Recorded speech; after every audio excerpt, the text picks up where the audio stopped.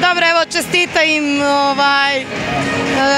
čitala sam neke izjave da im je to bila želja i evo su je ispunile i drago mi je što su odigrale stvarno jednu dobru partiju. Ovo je, ja mislim, najbolja partija Vardara protiv nas.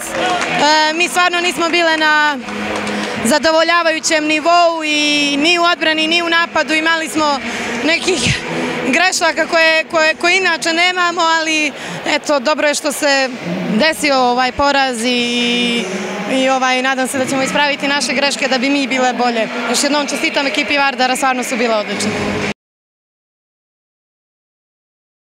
Pa naravno da su nam galili naši navijači, ali stvarno je bila lijepa atmosfera i inače nam je uvijek lijepo kad dođemo u Skoplje, sve.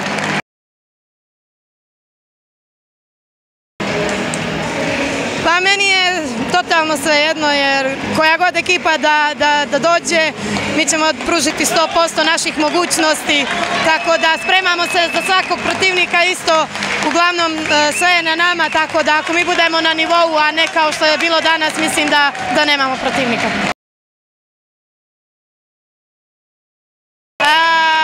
Još nisam potpisala ugovor i razmišljam se još, tako da još ne mogu da kažem tačno gdje ću da igram.